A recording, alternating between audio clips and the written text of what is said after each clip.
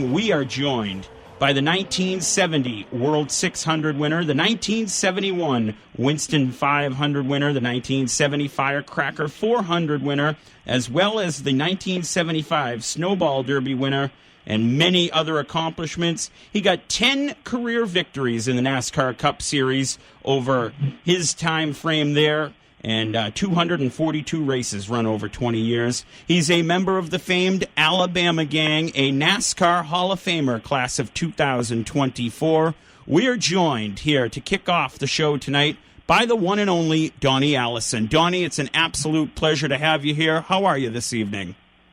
I'm doing really good, thank you. I appreciate it very much. Very much appreciated. Got to catch up with Donnie and his crew down in Talladega just a couple of weeks ago to set this one up, and very, very glad that we have you here. First question I always like to ask our guests, Donnie, how did you catch the racing bug?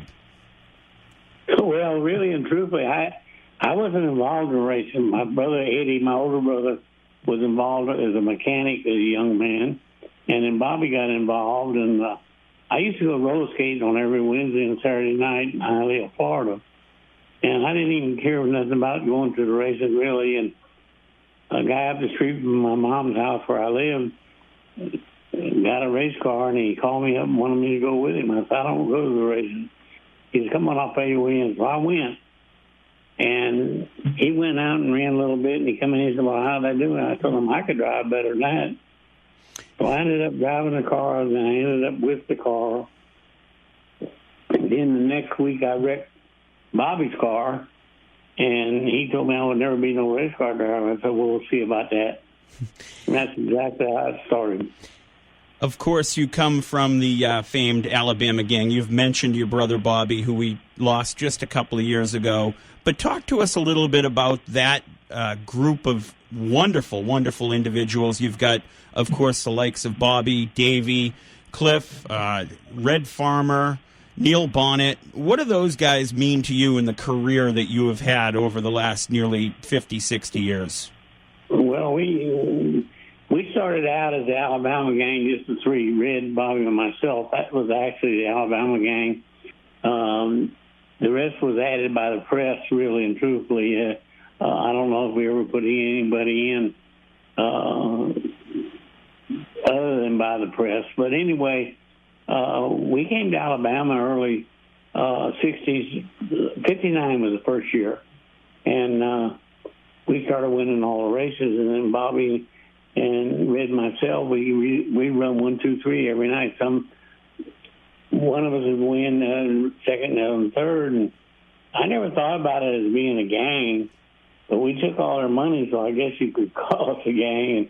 And that's stuck by Jack Ingram, Bobby says, at a race that we showed up, and Jack Ingram made a statement, well, here comes the damn Alabama Gang again. And then Bob Harmon, which I feel was the best promoter in racing, utilized that very much. He advertised the Alabama Gang about everywhere we went. And it's a tribute. They added Davey, they added Hutt, they added Neil Bonnet, and all worthy of being called part of the Alabama Gang, and they just weren't around when it was started. 1970, you were USAC racing in driving the number 83 Eagle 67. Talk to us a little bit about your USAC career and what that really entailed to you. Well, actually, see, I drove super modifieds for about 2.5 years, and I really liked them. I did very well in them, and Mobile, Pensacola, all Mississippi, all down in there. And AJ was driving for the Woods Brothers, and I kept saying to him, why don't you let me drive one of your Indy cars? He said, you can't drive an Indy car. You're a taxi driver. And so we kept on and on and on. In 1970, at Daytona Beach, I said to him again, I said, AJ, why don't you let me drive one of your Indy cars? He said, you really want to run one, don't you? I said, yes, I do. He said, I'll call you. Well, I'd heard that before, but he did call. And I went, and Tony, his daddy, and I put he had a 68 Eagle, and that's what we put together. And I went to Indy, had a very good year, finished fourth, Rookie of the Year. Came back and won the World 600. Then was fortunate enough to go back to Indy in 71 and finish sixth. So my 2 years at Indy were pretty good. I didn't do as well at Pocono. I spun out in Pocono due to a little driver mishap, but and I went to Ontario and had car trouble out there.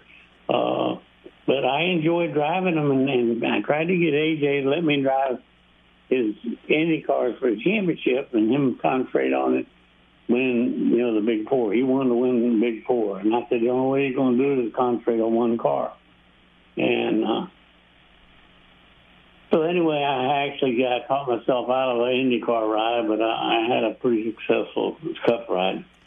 Talk to us about getting into the Cup car right around that time frame and what the differences may have been, in the learning on the fly type of experience for you. Well, at that time, the Cup cars really weren't limited. The engines, the only limits they had was the size of the engine, not what the camshafts they could run or pistons they could use or what they to make more horsepower. And, at that time, our cars, we had a real little spoiler on the back. We didn't have a whole lot of spoiler on the front, so the downforce wasn't as great. And the driver had to do more driving. I've been to Daytona Beach before and run sideways near about all the way around the track, and that's not fun. They've changed the cars now to where the guy can sit out there and hold it wide open, and if you want to slow down, you just put the brake on. I don't know about that. I haven't had the opportunity to drive one like that, and not saying that I would probably care for it too much. But anyway, I was very fortunate to be in Cup racing at the right time. We did a lot of innovation. I spent 17 days between 68 and 69 season at Daytona on a test for Ford. I got to test everything they made. It was quite a deal. You had two, what they dub nowadays, crown jewel victories in 1970, the World 600 and, of course, the Firecracker 400. Any memories or anything from those two wins that still stick with you this day? Well, actually, the Firecracker race, Pearson was leading and had a problem, and that enabled me to win that race. But the 70 World 600, I burnt my right heel so bad that the last time I went into the doctor, he said, "Donnie, there's no more skin on it. It's all meat." And I went around for about a month with no heel in my shoe, so the air could get to my foot. I raced with it like that. I wrapped it up and drove with it like that. But that's a memory, not a really good one, but that's a memory of the 70. The rest of the stuff was just, I got to do what I wanted to do. I got to compete in both races, and I was very competitive in both races, which is important to me. 1979, of course, everybody knows that story from the first televised Daytona 500 in 1979, coming to the finish line, the fight that happened. It just, for a young guy like myself who wasn't around to be able to look back on that back in the day and see what really helped catapult the sport of NASCAR to the general public of the country here. It was just such a big day. What's your take from that 1979 Daytona 500? Well, actually, if I could tell people, it's still the same as it always was. I should have won the race, but I didn't get the opportunity because I got knocked out of the race. And then my brother stole the show with a fight because I didn't fight. Bobby did. And in fact, my mother couldn't believe it was Bobby fighting and not me. It was to me a very, very heartbreak. I was so hurt I'm down there in the infield grass saying to myself, here I am 3/4 of a mile from the start-finish line, and I should have won the race for a fourth time. But anyway, it put NASCAR on the map, really. It was the first live telecast race, and the whole eastern seaboard was snowed in. You know about that. Well, your people know about that, because all the way from Maine to Florida was snow. Yes, indeed it was. You ended up essentially in the 1980s. You were doing a lot of media work after essentially your career came to an end with an injury in the late 70s. Talk to us a little bit about switching things over from the driving seat to being in the media seat and doing some media work in the 80s. Well, actually, I was fortunate enough to do the ABC Wide World of Sports a little before that, and I enjoyed it, and I guess I did a good job because they let me do 3 of them. But anyway, then, after I once got out of the driver's seat, I wanted to help younger drivers accomplish what I did. And to give you an example, my boys built legend cars for Humpy Wheeler, and then they built the Allison Legacy car. And my drivers in that division, 12-year-old Joey Logano, Trevor Bain, and I can name several more, but I helped those guys improve their driving skills. You mentioned a name in Humpy Wheeler, who we just lost a couple of years ago, but back in 2023, when the Cup Series returned to North Wilkesboro for the first time in 30 years, folks like yourself, your brother Bobby, Humpy, Rick Mast, there was a whole slew of different names down there. I got to experience that. Talk to us about the return of North Wilkesboro to the NASCAR schedule and what it means to you. Well, actually, I was really enthused when I heard they were going to do that, because they get back to really racing like racing. And it proved to be a point. I mean, it was a very good race. Bobby could have been better, but all of them could. But I was really pleased. And then from this year to run the O'Reilly race at Rockingham, I called Mr. France, Jim France, after the race, and I said, y'all better look at that film. I'll show you what race is supposed to look like again. That was some good racing, and to see Rockingham back in the fold has been a lot of fun. Talk to us a little bit, too. The current day, you're still out there. You're still, we caught you at Talladega. You're still signing autographs for the younger fans, the newer fans, young and old, and it's just really cool to see you be able to come back home to Talladega, hang out at Big Bill's. And that's not just it. We're going to talk about Dover that's coming up. But tell us what it means to see the fans to this day and be able to talk to them at the racetrack, whichever racetrack it is that you go to. But Talladega's got to mean something special to you. Well, it is, and it's very, very rewarding to me to see people interested like they are. If you look at Big Bill's, I started signing autographs. I was supposed to start at 10. I started about 9:30, and I was supposed to be done at 11, and I was done about 1. And, to have the people come and want an autograph, want to talk, they want to ask about Daytona 579, they want to talk about the World 600 at Charlotte, they want to talk about everything I did, and that's rewarding to me, and they also want to know about the current racers. Who do I like, and what do I think about it? What do you think about the current state of the sport right now, Donnie? Well, it needs a little help. I think they're working in the right direction. I think it kind of took a little bit of a bump here for the last couple of years with the new cars. The guys weren't ready for that. But I think they got things going in the right direction. I think you're going to see a good race at Dover this week.